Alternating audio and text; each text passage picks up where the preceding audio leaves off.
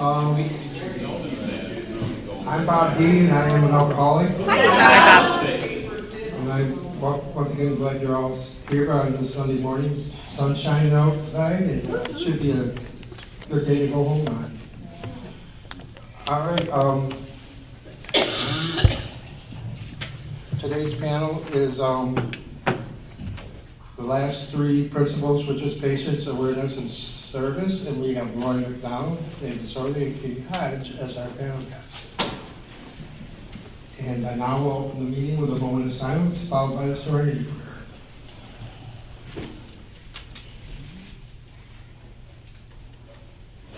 God, grant me the serenity to accept the things I cannot change, the courage to change the things I can, and the wisdom to know the difference. Have the Al-Anon preamble read, please. My name's Yvonne. I'm a grateful recovering Al-Anani. The Al-Anon family group are a member of fellowship of relatives and friends of alcoholics who share their experience, strength, and hope in order to solve their common problems. We believe alcoholism is a family illness, and that changed attitudes can aid recovery. Al-Anon is not allied with any sect, denomination, political entity, organization, or institution, does not wish to engage in any controversy, neither endorses nor opposes any cause. There are no dues for membership. Al-Anon is self-supporting through its own voluntary contributions. Al-Anon has but one purpose, to help families of alcoholics. We do this by practicing the 12 steps, by welcoming and giving comfort to families of alcoholics, and by giving understanding and encouragement to the alcoholic.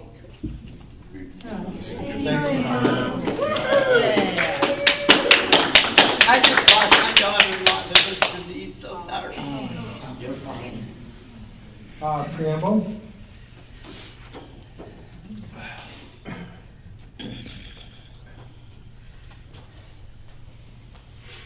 Good morning, I'm Daniel. I'm an alcoholic. Hi, Daniel. Alcoholics Anonymous is a fellowship of men and women who share their experience, strength, and hope with each other that they may solve their common problems and to help others to recover from alcoholism. The only requirement for membership is the desire to stop drinking. Excuse me, I lost it. There are no dues or fees for any membership. We are self-supporting through our own contributions. AA is not allied with a sect, denomination, politics, organization, or institution. Does not wish to engage in any controversy, and neither endorses nor opposes any causes. Our primary purpose is to stay sober and to help other alcoholics to survive. Thank you. All right, Daniel. And how it works. Good morning. Good morning. My name is Sherry. I'm an alcoholic. Hi, Sherry. This is how it works. Rarely have we seen a person fail who has thoroughly followed our path. Those who do not recover are people who cannot or will not completely give themselves to this simple program, usually men and women who are constitutionally incapable of being honest with themselves. There are such unfortunates. They are not at fault. They seem to have been born that way. They are naturally incapable of grasping and developing a manner of living which demands rigorous honesty. Their chances are less than average. There are those, too, who suffer from grave emotional and mental disorders, but many of them do recover if they have the capacity to be honest. Our stories disclose in a general way what we used to be like, what happened, and what we are like now. If you have decided you want what we have and are willing to go to any length to get it, then you are ready to take certain steps. At some of these we balked. We thought we could find an easier, softer way. But we could not. With all the earnestness at our command, we beg of you to be fearless and thorough from the very start. Some of us have tried to hold on to our old ideas, and the result was nil until we let go absolutely. Remember that we deal with alcohol, cunning, baffling, powerful. Without help, it is too much for us.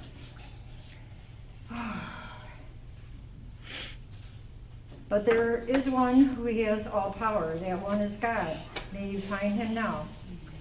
Half measures availed us nothing. We stood at the turning point.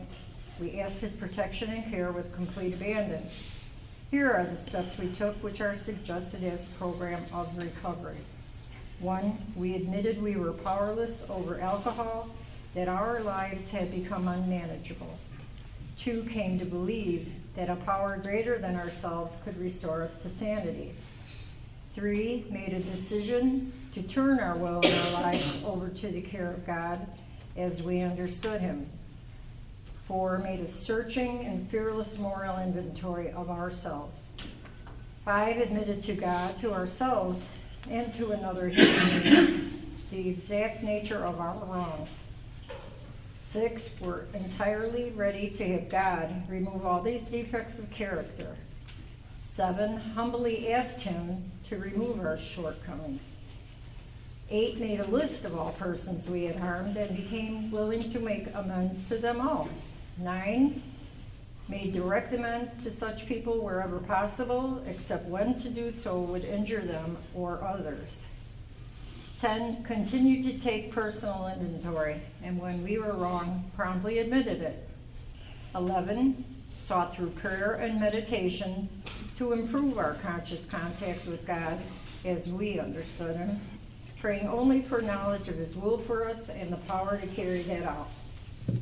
12, having had a spiritual awakening, as a result of these steps, we try to carry this message to alcoholics and to practice these principles in all our affairs. Many of us exclaimed, "What an order! I can't go through with it." Do not be discouraged. No one among us has been able to maintain anything like perfect adherence to these principles. We are not saints. The point is that we are willing to grow along spiritual lines. The principles we have set down are guides to progress. We claim spiritual progress rather than spiritual perfection. Our description of the alcoholic, the chapter to the agnostic, and our personal adventures before and after make clear 3 pertinent ideas. A, that we were alcoholic and could not manage our own lives. B, that probably no human power could have relieved our alcoholism. C, that God could and would if we were sought. Thank you, Sherry. So, all right, well, all right, we'll start this panel with Kittie. It's been determined by the other panel members. The last one here. Yeah. You got it. I was here first, so I could sit here. Why don't you give us? You're a smart lady. And I got in the middle, so I didn't have to go. You're neutral. You're Switzerland. Uh-huh. Okay. My name's Kittie, and I'm an alcoholic. Hi, Kittie. Hi. I'm very honored to be here and to speak to you. I've had a fabulous weekend. I've met people I've never met before. I've heard panelists that have just been fabulous, and I feel almost like I don't want to walk in your shadow. You know, all of you were just fabulous. My sobriety date is January 1st, 1985, and I came to AA in 1981, and I got sober in California. I'm from Detroit, Michigan, originally. Born in Lansing, but raised in Detroit. And in 1977, I couldn't wait to get out of Detroit. You know, it was just like, I'm going to blow this pops down. You know, I'm going to California. And I had a very short drinking career. My father is half Native American, and I was that unlovely drunk. I was pathetic. I wasn't doing the twist on a tabletop in a miniskirt. I was the person passing out, way early. Because once I started drinking, I couldn't stop. So I went out to California, and unfortunately for me, I was 20 at the time, and I had to have people buy liquor for me because in Michigan, the age was 18 at the time. And that was inconvenient, but I managed. And by the ripe old age of 24, I came to Alcoholics Anonymous via a therapist who I feel like I just vomited my family history to her, you know, in this short amount of time. And she suggested I go to AA, and I was like, haven't you been listening to me? You know, like, where did you get that from? And so she challenged me at the time. I think it was the National Council on Alcoholism. They had this recipe of if you can drink 1.5 ounces of alcohol in a 24-hour period and no more than that, then you're probably not an alcoholic. So I left her office and not only broke that once, but 3 times, and managed to, you know, by that time I found cocaine so that I wouldn't pass out. And I didn't black out, and it was just a miracle. I mean, it was like, yoo-hoo! And so I went back to her, and she said she didn't want to waste my money, and if I wanted to continue seeing her, I had to abstain from alcohol and drugs. And I'm like, okay. So there was this woman at work in Al-Anon, and I liked her a lot, and she knew what was going on. She had recommended the therapist. You know, it's a big conspiracy. And we worked together, and she'd say, Kittie, what are you doing tonight? I said, nothing. She goes, well, I'm going to be at such and such meeting at 8 o'clock. I'll save a seat for you. I'm like, oh, damn it. You know? And so I went, and but that's how I got into AA. And it was the fellowship is what the draw was for me. I wasn't keen on doing steps, getting a sponsor. I mistrusted people very much. I remember a very nice lady offering to be my temporary sponsor, and I thought, what do you want? That was my reaction. What do you want from me? And I just loved it. I was really, really lucky. I had a job. I got up and then went to work. I had to fill the time after work. I went to a meeting. Then I went to bed, and it just, you know, it continued from there. I decided to come back to Michigan, and in 1984, and relapsed. And it was really scary because it wasn't a terrible thing that happened. I was meeting friends from high school that I hadn't seen since high school, which would have been about 7 years, and a girlfriend drove me to the place, and the minute she pulled into the parking space, I knew I was going to drink. I just knew it. And I did controlled drinking, and then I didn't drink, and then on New Year's Eve, I went to a party and did controlled drinking, and drank a pot of coffee, 2 pots of coffee. I drove back to my dad's, and in the morning, I just felt I might as well have slashed my wrist, because that's how I felt about myself. You know, I just felt so horrible. So I went back to California, told everybody I'd relapsed, and you would think I got a sponsor at that point. Of course not. So I continued, and I what we call chair people in Michigan that run meetings were secretaries out there. It was a year commitment. I did all sorts of service work. I just hadn't done the steps. I hadn't taken a drink or a drug, and I hadn't done the steps. And So I went on my merry way, and as life would have it, things happened to me, and I created problems for me because I had the same old sick brain making decisions. I still had my character defects. I was reacting to everything. And I found myself wanting to commit suicide.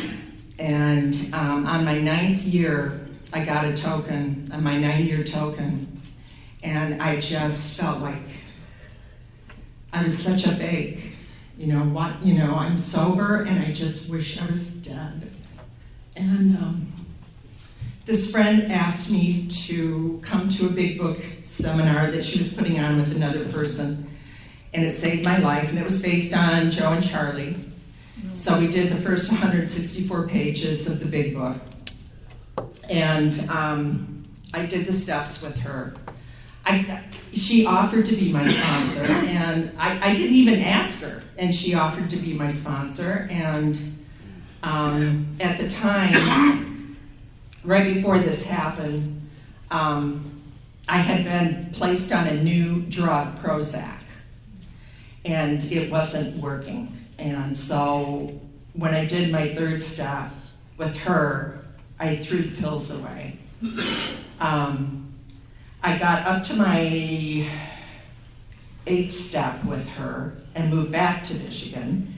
And I remember at the time, this would have been 1994, and I was scared. And I said, I relapsed in Michigan, but I really wanted to come back. My family was here.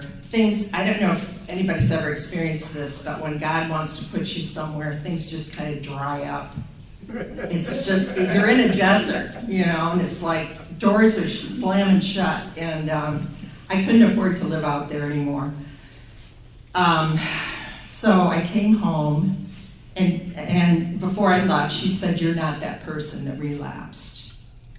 And she was right, I wasn't. And that's what the steps do, if you really work them. I came back here and I went to, I'm from Lansing, and I went to the East Club, which was just filled with cigarette smoke. And I loved it because I was a smoker. And this woman asked me to sponsor her, and I said, "You sure?" And then another woman, and I was just busy, and I loved it. I loved AA in Lansing. It had depth, it had a construction to it, it had realness to it. And in California, there was, just like an airy-fairy, there was some hardliners, but I was not attracted to them. And I didn't meet very many of them either. But Lansing really helped me and shaped me. And I got a job with the state of Michigan because I was 40, and I thought, I do not have a pension, I don't have a 401k, I'm single, I'm going to be a civil servant. And I got a job at the state, and it was with corrections. And I thought, it's a job, job's a job. I go to a prison, and it was near Lake Michigan, and I'm a beach person. I'm a Lake Michigan, any water, fresh water and sand, I'm there. I haven't had many forays into sea water, but I love my home state. I can't imagine really living anywhere else. So I thought, oh well, there's the perk, and I go up there so out of my element. Oh my God. I was in the mailroom, and I had to review prisoner mail. I had to review pornography to see if it was the right kind of pornography that the guys could get. I had never looked at this stuff in my life, and I was like, oh my God. And it was an eye-opener. The attitudes towards prisoners were an eye-opener for me. I realized people with a military background or a police-type background do very well in that setting, and I was the opposite of that personality. But I did what I could, and got along where I could, and I met someone and got married, and I thought, you know, this proves that I'm lovable. And that by now I have 15 years sobriety. And I still didn't think I was lovable. I'm not worthy enough. But this guy married me, so that proves it. And the marriage didn't last. And I came back to Lansing. And by now I'm devastated. I mean, my marriage, I had 15 years and my marriage went down the tubes, and it was all my fault. And I got a sponsor down here, and I had one up there too, but I got a sponsor down here. It was someone with PTSD. It was a Vietnam War veteran. Even though it was a man, he had a loving partner. And, you know, we're old enough. You know, I know women and men, but we're old enough. You know, it's like, he's not getting in my pants. I don't want to get in his. But I needed someone that had that experience, you know, of PTSD. So that was 2010, and then in 2013 I found out my dad had molested my sister, and I remember feeling like, oh, thank God it wasn't me, you know. And she didn't get any flowers for that either. Nobody wanted to hear that in my family. And at the time, I remember thinking, why are you saying this? Nobody can do anything about it. It wasn't that I didn't believe her. It was like, why are you doing this? Don't. Shh, you know. So I had that awareness come up. And by then I worked in crime victim services with people that had been raped, violently assaulted, and that became a perfect storm for me. I was praying to God every day I went into that office, because I had to relate to them as a professional, and I was feeling like a victim every day. And I ended up going to an outpatient depression clinic for a week, and that ruined any chance I had at furthering myself, because it would get around, you know, that, you know, I'm a mental case. So I realized then that when I heard Joy of Living in meetings, read it in the big book, I didn't have joy of living. I had never had joy of living. And in fact, I hated myself. And I got busy with the 6th and 7th step. It was like, I'm the problem. It wasn't about me. I had always reacted to being a victim, but I was the problem. I had to turn this around and claim it, name it and claim it. And I wanted my depression to be situational, and it wasn't. And I had to claim it and name it. And that was so difficult for me, because I realized lately in AA, when I was coming off of an antidepressant medication that had really bad side effects. And I thought, I need to tell people, because they may think I'm drinking or something, you know. And I just said it in a meeting, this is what I'm going through. And it's embarrassing, and I feel guilty about saying that. I feel like I won't be accepted. And I need to tell you that I'm too am that person that shares and tells the truth about what's going on with them. And some people think it's oversharing. And I have to tell the truth about what's going on with me, because we're here for the newcomer. And I could feel that some old timers didn't, you know, it's like, we're here for the newcomer. You know, like it's supposed to be a fucking commercial, you know, for AA. And I'm like, I'm here for me. And if there's a newcomer that has an issue with my stuff, I hope to hell they come to me and talk to me about it. Because it's not all rainbows and ponies. But I used the fellowship in the program of Alcoholics Anonymous to get through it. And I would have given up a long time ago if I hadn't done that. So I wrote down our topics, and at first they didn't make sense. And I wrote down step 10 and patience and step 11. awareness and 12 service made sense. And then I realized I should just talk on patience, awareness, and service. It's like, forget this stuff. So patience for me is always will be with other people. There was a guy in the meeting in California when Velcro shoes first came out. During the moment of silence, you'd hear this, and I'm like, oh.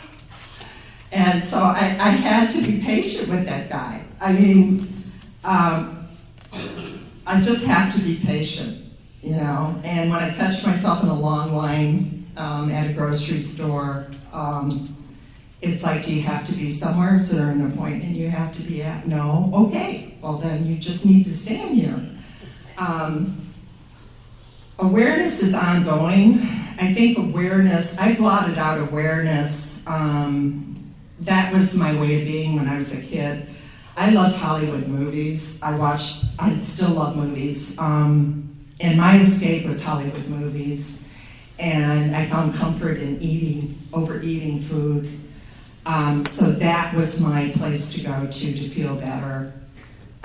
So awareness, my glimmer of awareness was coming to AA. That was the first time I believe I was ever aware. And I continue to be more and more aware. And I feel if I'm doing a good program, I will continue to be more and more aware and be more of who I am instead of who I want to be. Because who I am is a very emotional person. I'm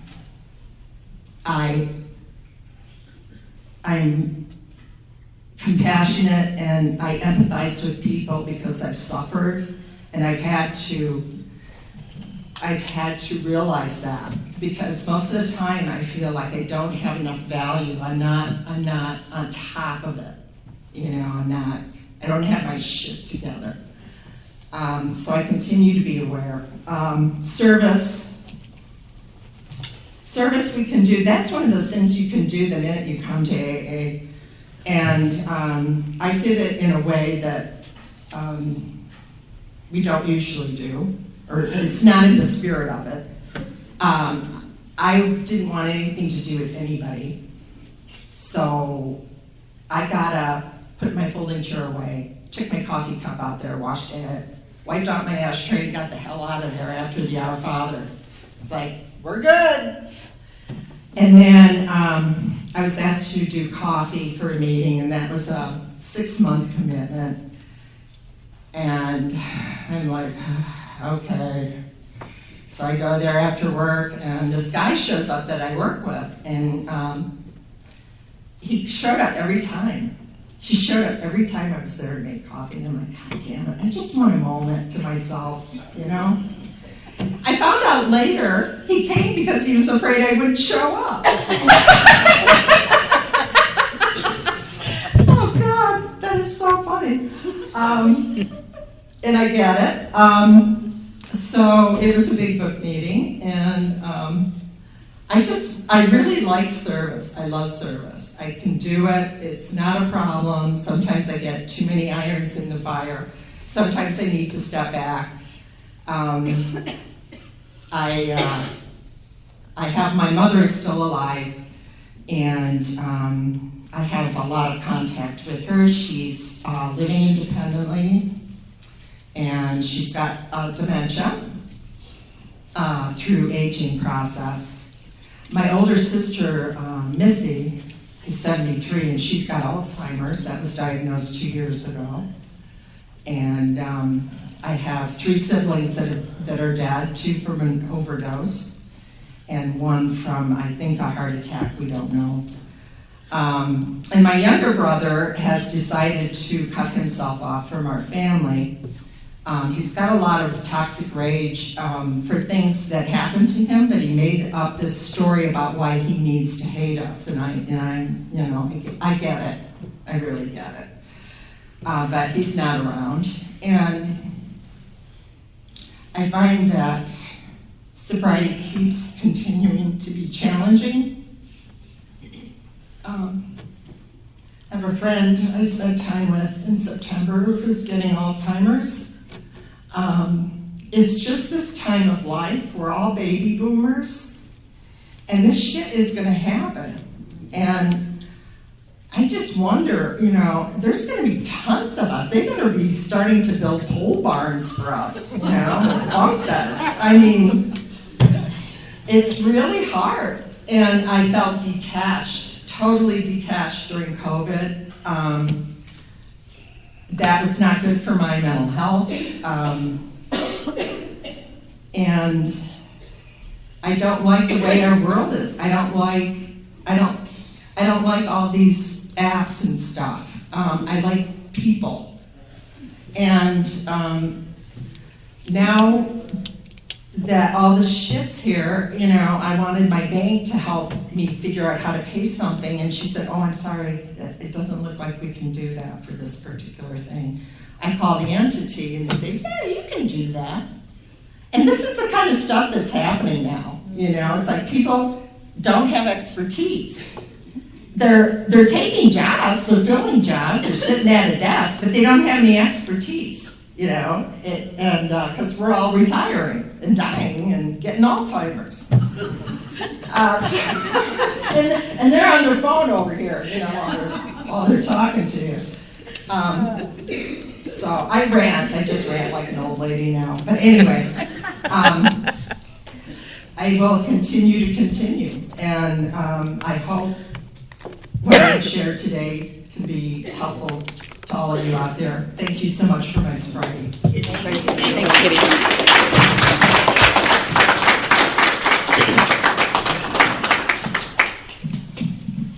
Hi, my name's Dave, and I'm an alcoholic. Hi, Dave. I want you to know that I'm nervous, and I'm shaking, but the shaking is not from the nervousness. I have what they call a benign tremor because they don't have to live with it.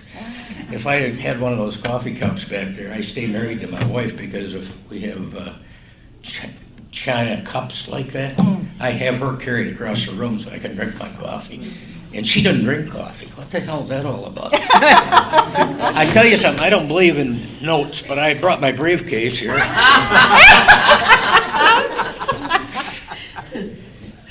That was for me, by the way.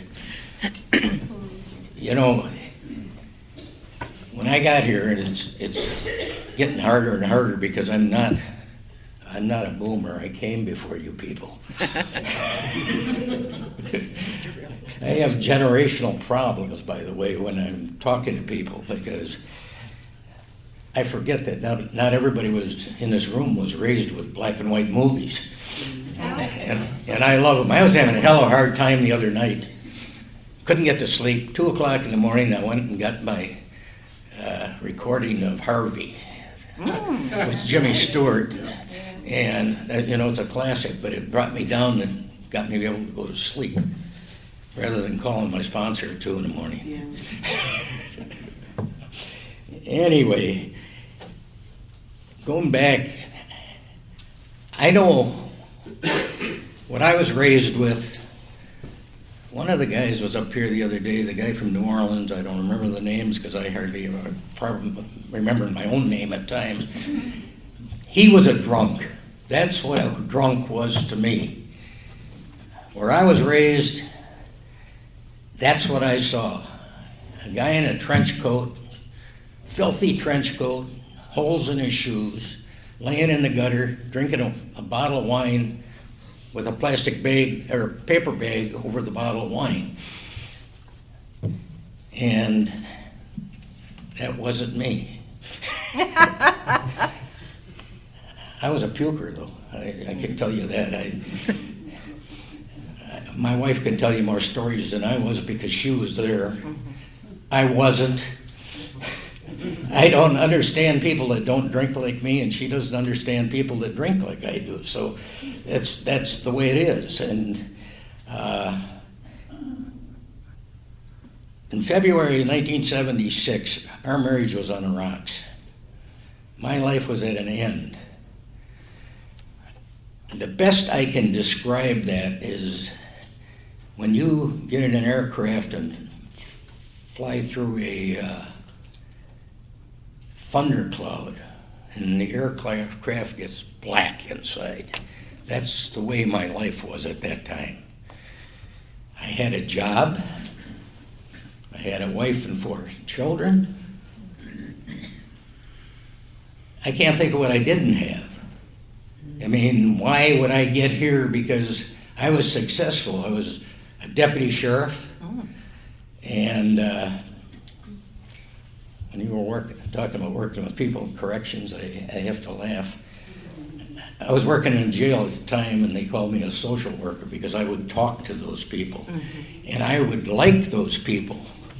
I wouldn't trust them, but I liked them. And anybody that's been arrested in here, I want to tell you that my family says thank you. Kept us off welfare for 21 years. But the reason I found out after it was first 5 years in that job, I drank. And I found out after I sobered up, the reason I liked those guys is I never met one of them. Well, yes, I did. I met one of them in all those years that didn't have a drinking or a drug problem. And we could relate to each other. And the only reason I wasn't there is a lot of the shit I did I never got caught for. You know?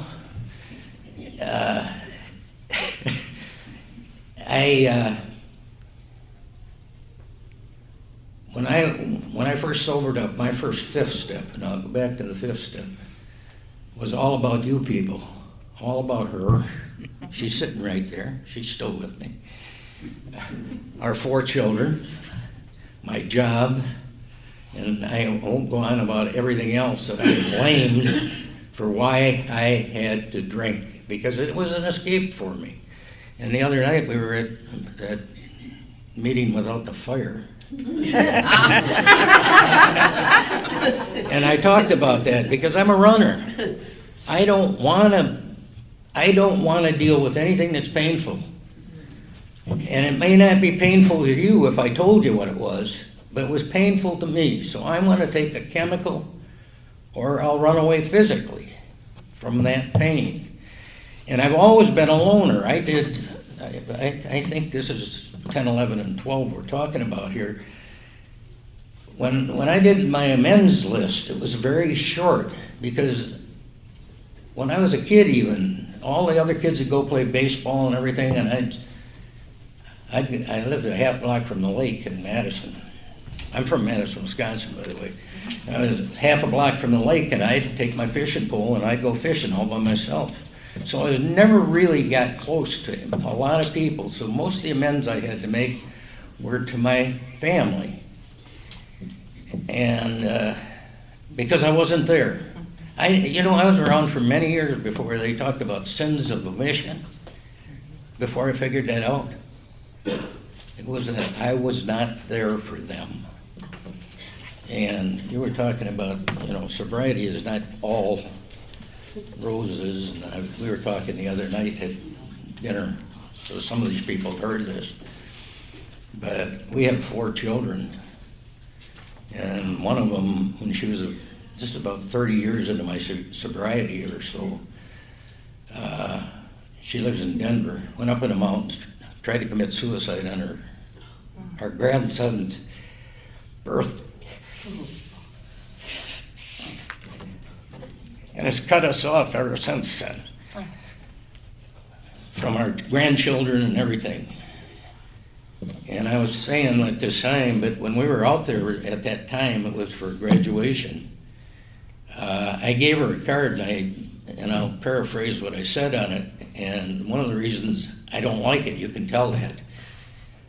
But I said, I will fly out here anytime if you set up a counseling appointment. I will pay for the counseling.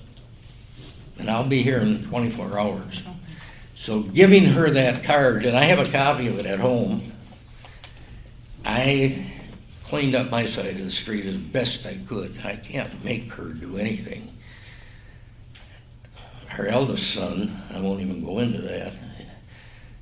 Everything you talk to him about is political, and if you're living in today and paying attention, you'll know what I'm talking about. So I don't have a lot of. He was sober for like 14 years. He married a gal and he got divorced, and he lives in San Antonio, and he can't find a good meeting in San Antonio. Hello.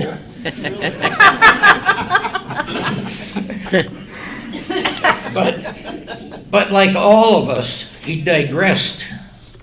He really did. And I've been there. And during COVID, you mentioned COVID. I had to get in contact with people, and I don't have a whole lot of confidence or confidants. So, but I tried these Zoom meetings, and to me it was like watching Harvey. It never was real to me. Yeah. It was never real, and I couldn't get close to these people. I really couldn't. And it isn't like here. I came up here and I took somebody aside and talked about my problems, and oh, this guy's got the same problem. And it brings us down. And that's one of the things I had to learn, because I wasn't going to tell anybody anything about Dave. And Dave has no patience, by the way, and that's what we're going to be talking about here. And I don't know how that got in the it looked when I looked this up from the General Service Office, it looked like patience was next to the 10th step. And I thought, boy, that's a Reader's Digest condensed version of something that I don't understand. But my wife will agree with me. I don't have a hell of a lot of patience and never have had. And so I'm not really going to talk about it. I'm just going to tell the truth. It's very difficult for me, because when I lose my patience, I get frustrated and then I get angry. And so there's many times I walk away from things because I have to physically detach myself from that position, because I don't want to be there, because I don't want to have to go back and make the amends for that shit. And the other one was awareness. And I laughed when I read that, because awareness to me is living in reality and accepting the things the way they are. And you talked a little bit about what's going on around, and we all know what's going on around us, but it's not denying it. And denial is a recovery center's words. My big book says nothing about denial. My 12 and 12 says nothing but about denial. I want to tell you that. It says delusional. And there's a hell of a lot of difference between denial. I heard a guy that'd been in and out of prison for half his life before he got to AA, and he said, I denied it every time. But the other part is delusional. We live in a fairy tale world.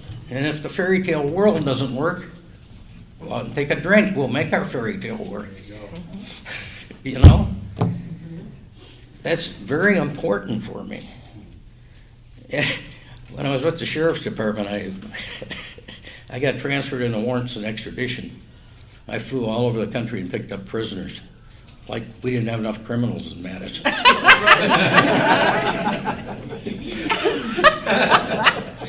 Scared to death to fly. And I'm not telling my captain this. I'm not telling him this at all. So I made an appointment with a psychiatrist at the UW. This guy's got, diplomas all over the wall. I mean, literally.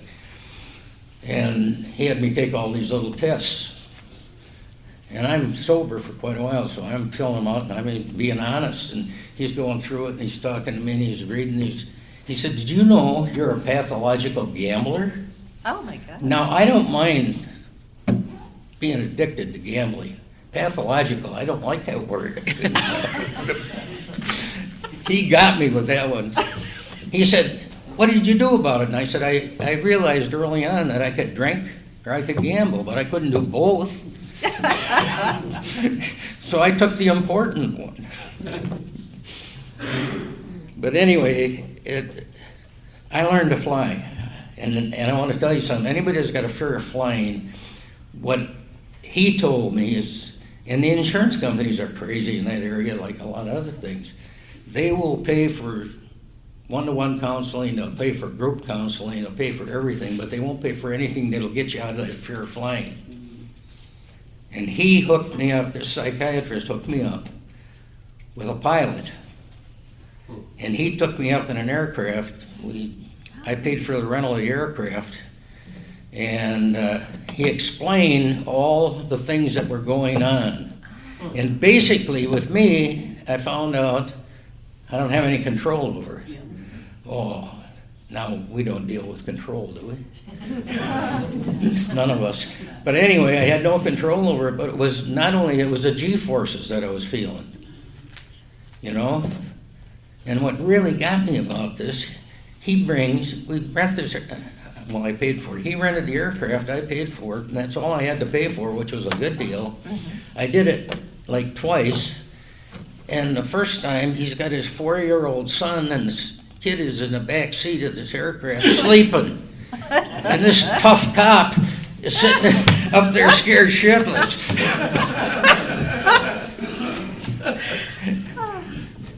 You know, if you're dealing with fear before you get sober, what you do is the first thing you do is either join the Marine Corps or become a cop to get over that fear. It isn't going to go away. I want to tell you that. We'll go to service. I stayed out of service for years. When I got in the program, Madison did not have a central office. It was about a year or two into it when they organized a central office down there. They asked me to get involved in it, and I said no.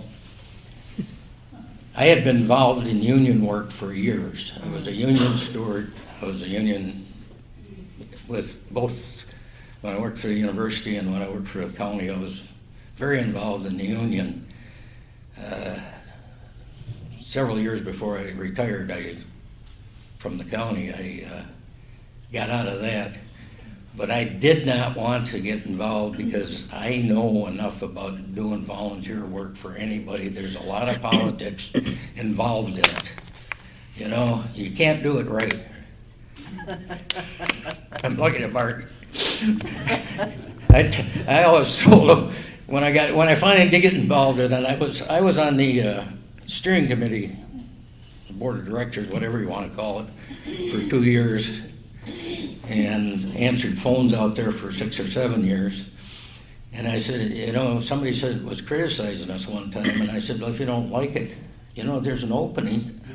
I'm going to do my 2 years, and I'm getting off. You can come in. And that's what it was all about. And I enjoyed it. I really did. I wouldn't want to do it today at my age. I have enough on my plate today that I have to deal with. And I want to tell you that if it wasn't for good sponsors, and I outlived two. One was older than I am, one was a little younger. The problem with having a lot of time in and becoming an old timer is I always thought I had to have somebody that had more time than I do to be my sponsor. My sponsor today has 10 years less than I do. My sponsor, the second sponsor, had less time than I did. And without those people, and particularly the first one was the one that got me to be able to sit down and tell every dirty little thing that I thought I ever did. It doesn't make any difference what you thought, it's what I thought. And get that out of my system. And to me, a good sponsor is just a good listener. Usually I don't need an answer. If I screw up, and I do things today that I know I shouldn't be doing when I do them, and then I have to go back and make the amends for them because I still don't have that control that I want. But anyway, I'm going to quit talking here because I tend, actually, usually when I get up before a group like this, I go blank. I have never, at 2 different times, I have tried to get up and tell my story before a group. for 40 minutes or whatever, and all of a sudden I can't go any place. And today I'm relaxed enough that I could probably go on longer than I should. Probably have. Anyway, I want to thank all of you for being here, and thank all of you for keeping me sober, because I can't do it alone, and I love conferences. And I'll pass with that. Thank you.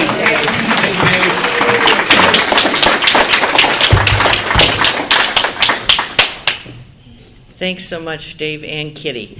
I am Lorrie. I'm an alcoholic. And I'm going to hit my timer just so that I don't rattle on and on and on, because I can do that also. If I were to go into my whole story, that would take us a couple hours. So instead, I'll just kind of jump, and I'll give a real abbreviated version of how I got to what I think about patients' awareness and service. When I first came in the program, I got a sponsor who I fired pretty early on because she told me that I was supposed to not date, and I didn't like that idea. Yeah, but anyway, one of the important things that she told me was, after a couple of weeks, the alcohol's out of your system. She says, you're still kind of, thinking about it, but the alcohol's out of your system. So what our program does for you is it will teach you how to live. And I thought, wow, teach me, how do you live without alcohol?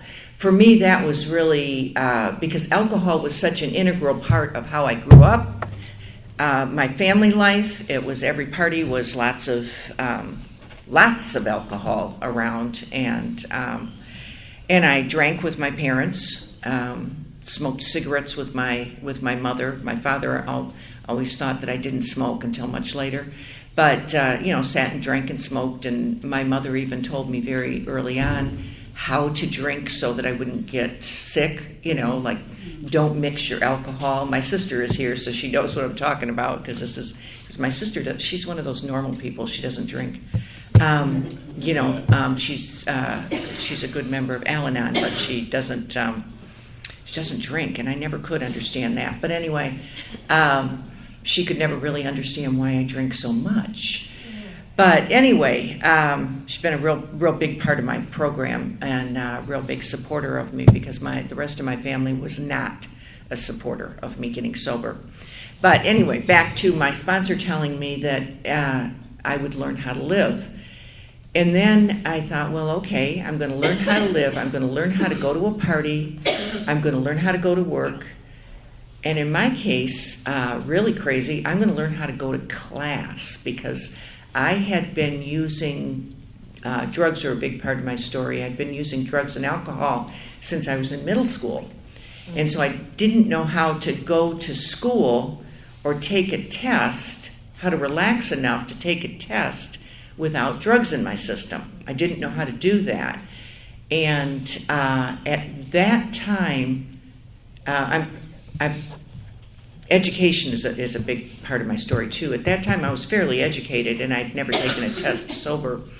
And so the first time I did, I remember very clearly. I was at a university, and I went in to take an exam, and I was sober, and the room started spinning. The room started spinning because I was sober, and I had never done that before. So the total opposite of what normal people would do. The room would spin when they have a buzz on. For me, it was like, oh my God, can I even think straight? Because I don't have anything in me to help me think straight. So I really didn't know how to live. I didn't know how to have friends. I didn't have any friends. I didn't know how to really do anything. But I looked from the outside like I did know how to do everything. I was educated, I had a home, I had a good job, I had a car, I wore nice clothes. I looked to everybody else like I knew how to live, but I had no idea how to do that. And so to focus on our patients' awareness and service, I had, of course, no patience. I didn't know how to allow people to figure out. I was in a leadership position of all things, and I didn't know how to let others find their own way. I didn't know how to say, this is what we need to do, and you kind of figure out how to do it. I knew how to say this and this, and I'm in control here. I'm going to give you the set of directions, and you're going to do it exactly my way. And if you don't do it exactly my way, my sister's laughing out there because she's seen this happen. If you don't do it exactly my way, I'm going to get pissed, okay? And then you're going to be in trouble, and you might even get fired, okay? Because you're going to do it my way. So, wow, what a lesson to learn how to give people the opportunity to find their own way. Because we can get to the outcome we need, but let's do it a little bit differently. And I'm sure you've all seen this in group conscience meetings. Where somebody comes into the group conscience meeting, it's usually the newer person that comes into the group conscience meeting, and they're going to tell everybody how we're supposed to do this. How we're supposed to have this meeting, how we're supposed to handle our money, what we're supposed to do. And I'm seeing some people laughing and shaking their heads because that's what we do. We all do that. So the first place I learned some patience was to learn to let people bitch a little bit. And just let them do it, because eventually we all get to the answer. It doesn't have to be Lorrie's way. It needs to be our way, a real consensus. This is the only democratic organization I know of where everybody is truly equal, and that's like, wow, what a concept. But for me to learn how to be patient out in the world, I had to first learn how to be patient with you and allow you to ramble on about nothing. Okay? Yeah. Ramble on about nothing. Well, I'm like thinking, get to the frickin' point. I had to learn how to listen to people complain about my home group that I've been in for the last 20 years. How dare you come in and complain about it? I had to learn how to just relax and think, well, maybe they have a good idea. Maybe something they say is worth listening to. And if I listen long enough, pretty much there always is. Now, occasionally there are those nutcases that, but pretty much there's always something, there's some little tidbit there that, yeah, maybe we should try that. Maybe we should look at that for our meeting. Maybe we should put that into our introductory statement when we say, when we're starting the meeting. And that's okay. But it took me a while to learn that kind of patience. And then I learned how to take it outside into the real world. I learned how to, I have of all things, a doctorate in leadership. And which is that rather amusing? But anyway, in order to be successful in that, you taught me how. You taught me how to be a successful leader, so that when I went out into the real world, whether I wanted to or not, I was appointed to leadership positions because I had learned how to listen to other people. I had learned how to think, all of you together are better than me alone. All right, you definitely are better than me alone, because me alone, I don't see it all. There's just no way I can possibly see the whole thing. So I had to learn that patience to understand that, which also I had to be aware that there are many different ways to view something. There are many different opinions. There are just, your perspective is different than my perspective because I have not walked in your shoes. We have all walked in the shoes of alcoholism. There's no whether we're a friend or family member or we are the alcoholic ourselves. We've all walked in those shoes, and we can laugh about similar stories. By the way, I did wear the miniskirt and dance on the table and pass out. I did them all. Okay, I did it all. I was a good alcoholic. Yeah, I remember running into somebody not after I was about 6 months sober, and they said to me, wow, you look different. And I said, well, I quit drinking. He said, boy, it's a good thing because the last time I saw you, you fell off the bar stool. I did not remember doing that, by the way. I had no idea I'd done. That was a big fish cap. Yeah, I fell off the bar stool. But anyway, was kind of a nice restaurant. But anyway. And I had on a business suit, skirt, back when women always wore skirt, straight skirt, with the legs up in the air. But anyway, so. Can I say, But that was Lorrie, who knew everything, had all the answers, and made a complete ass out of herself. But I learned how to be patient with other people, and I learned how to be aware that not everyone sees the world the way I do, which took me to reading a lot of books from other people's perspectives.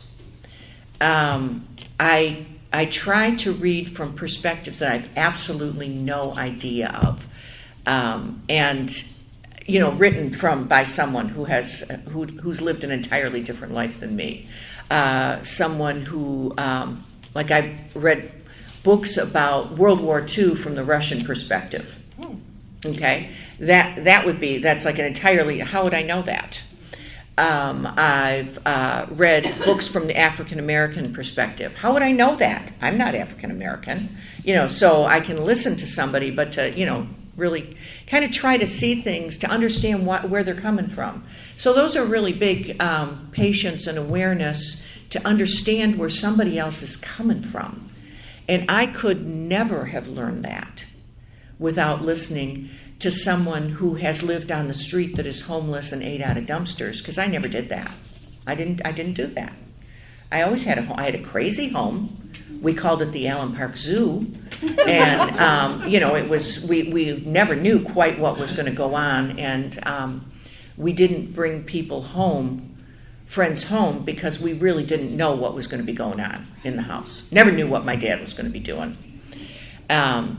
Sometimes he'd have his clothes on inside out.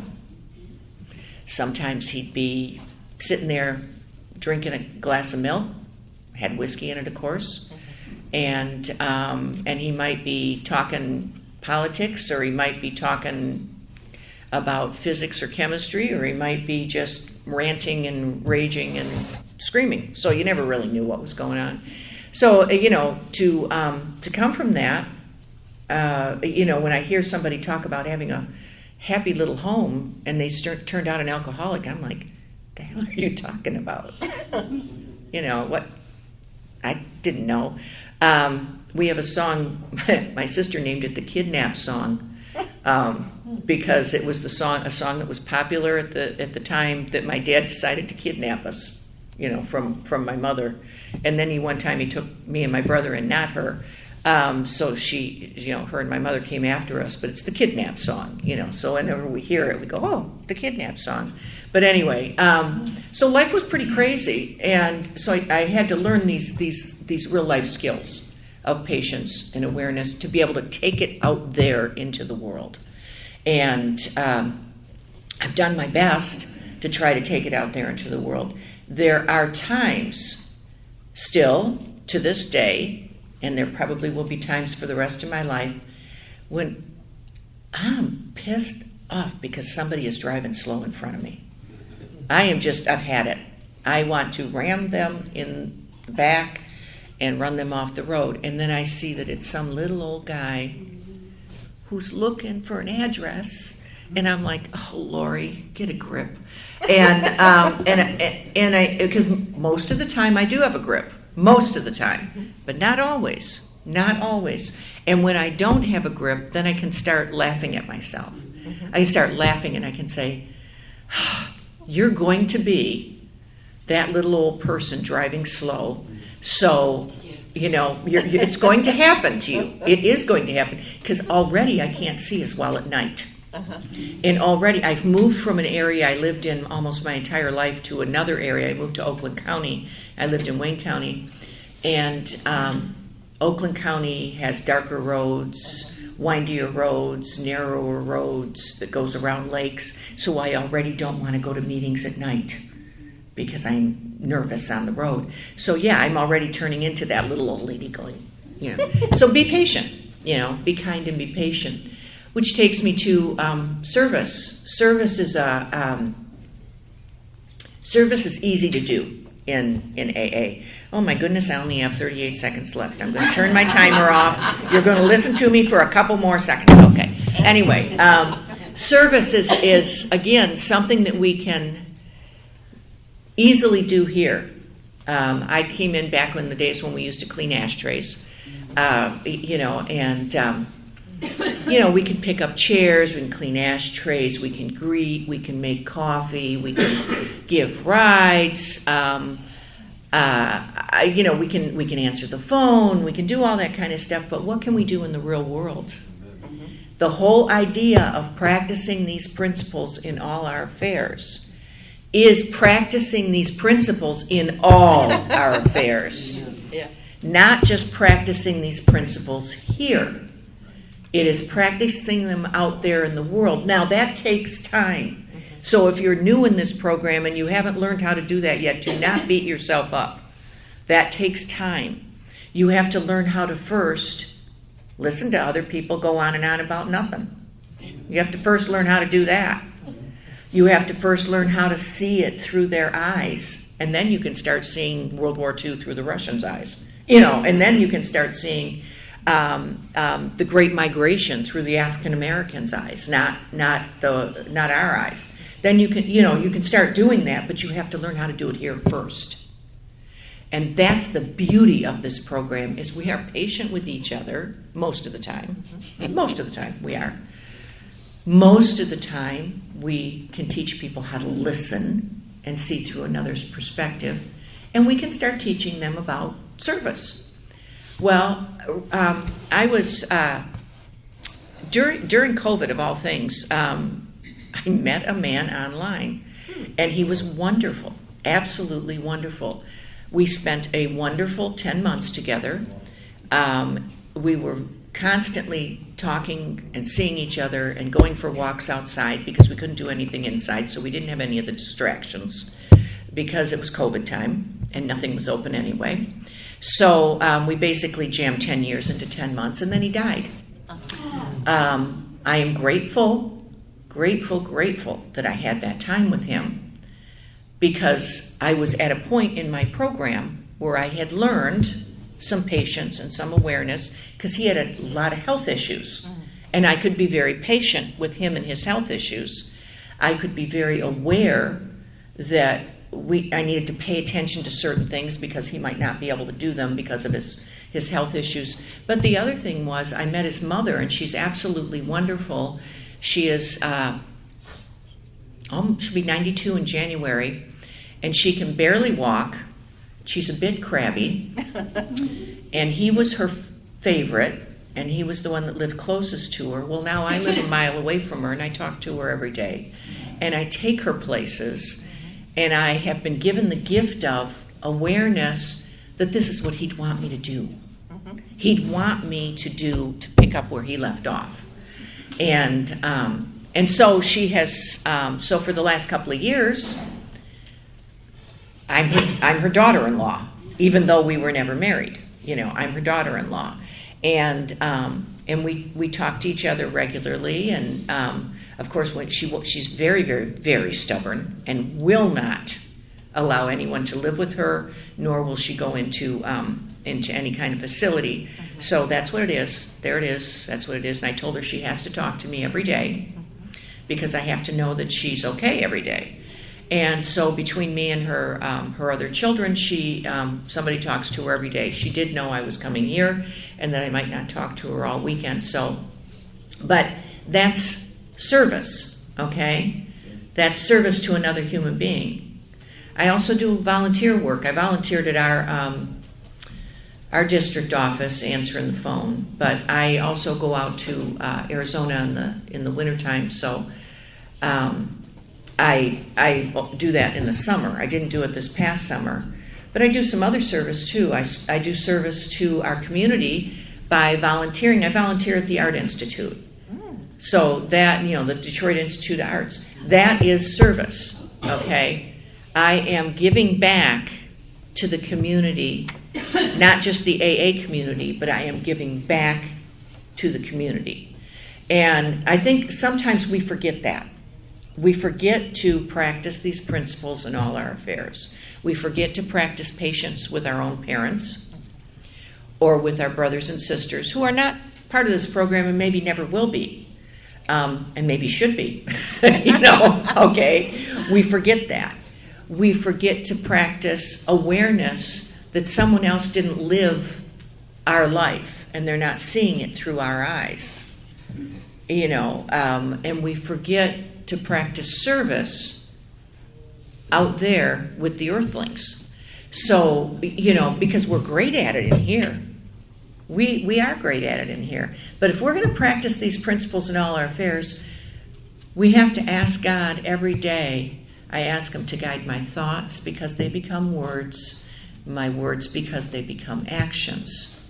Are my thoughts going to be, get out of my way, old lady? Or are my thoughts going to be, let me help you? Okay? Let me help you because, you need a little bit of help right now.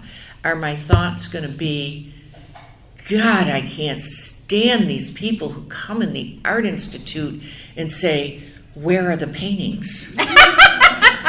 Or are my thoughts going to be, well, I understand the first floor has mostly sculpture and ancient art, so there's not a lot of paintings. However, if you go down this hallway and you turn left, you're going to see what you traditionally think of as art institutes, and that's where the medieval and Renaissance art is. And they go, oh. Now, just because I'm familiar with the place doesn't mean they are. Yeah. So, am I going to be patient and aware and serve out there in the real world? So with that, these are topics I could go on with. When Mark called me and he said, I said, talk about patient awareness and service. Yeah, baby, you're going to give me the microphone for the whole day? So I'll stop now. But I hope you've gotten some food for thought. And if you want to hear my whole story, I've got a lot more to it. We could just stay, but I'll stop. Okay. Thank you, Lorrie.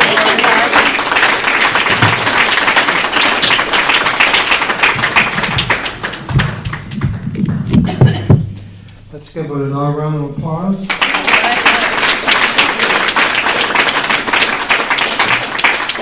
All right, is there anybody out there that has an anniversary date today? What's the date? What's the date? 22nd. Yes! Yes! We were hoping last night we were waiting to go to after midnight so If we could have just more. waited till midnight, 43 years today.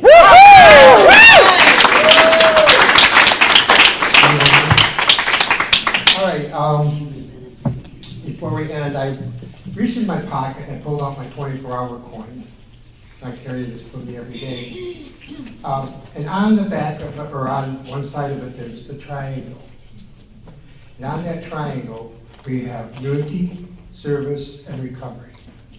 I believe we accomplished that today, this weekend. And I'm glad that all you are here to share our unity and our service and our recovery. It also says, and you can take this with you, to thy own self be true. Amen. Well, I want to thank, on behalf of our committee and Lansing Central, I want to thank you all for being here. Drive safely on your way home and enjoy, and remember what you heard from, what you saw and what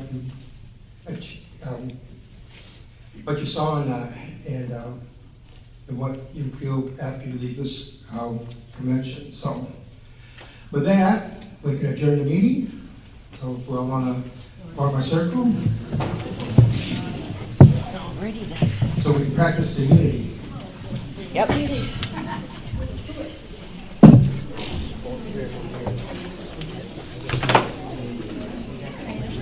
we going to go around the back of it here? Oh, we got to go. Oh, you get a good night's sleep, don't you?